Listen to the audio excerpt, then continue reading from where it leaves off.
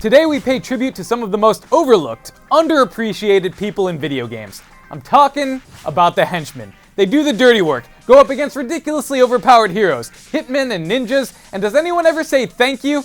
No, you just rip out their windpipe and keep on moving towards the boss. Today we salute these dependable, expendable baddies in the only way I know how, by counting down the top 5 worst ways a henchman can die. 5. In Prototype 2, I kind of felt bad for the Blackwatch henchmen. They had virtually no chance to kill Heller. I mean, their assault rifles did pretty much nothing to him, and the guy could rip out tank turrets and blast people with them. Not to mention the fact that if Heller didn't get you, one of the other blacklight monstrosities wandering the city probably would. It's a pretty rough henchman gig, and my favorite way to kill these unfortunate souls was to biobomb them. Nothing like grabbing a henchman, turning them into a living bomb with a mutant virus, and then using them to kill more henchmen. The last thing you see if you're killed like this is a bunch of tendrils snaking out from your own body, grabbing your buddies, and then ripping them towards you as you explode into a cloud of blood. Not a good way to go. 4.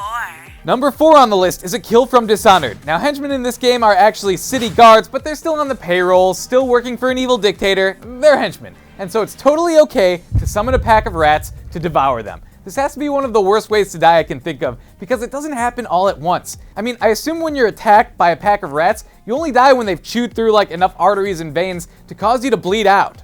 Horrible. 3. Moving on to number 3, if you've played Hitman Absolution, you know there are a lot of fun ways to dispose of the various henchmen. You can throw a screwdriver through their skull, blow them up with a proximity mine, stab them with a shard of glass, but one specific henchman death stood out to me as incredibly horrible. So Hinky and I knocked this guy out and put him in the Ripper 5000. It's some kind of mulching machine. Now keep in mind, we made sure not to kill him. We only knocked him out. Imagine waking up and being like, Agent 47 didn't kill me. He only knocked me out. Hooray, I'm mulched. And then 5,000 blades just rip you apart. 2. In the game Sleeping Dogs, you play as an undercover cop who can perform all sorts of kick-ass martial arts badassery. Stunt jump from car to car, parkour across rooftops. The whole game is really fun, and there's plenty of henchmen to kill. You can knock them out in vats of electric eels, beat them to death with tire irons, and even hang them on hooks. But the henchman death I selected from this game is not necessarily the most painful looking, but the most humiliating. I'm talking about the guy that you can sneak up on and then drown in his own piss. It's a move right out of Sin City, but in Sleeping Dogs, you actually get to follow through and hold that henchman head down there till he stops moving. Hope he didn't eat any asparagus that day. 1.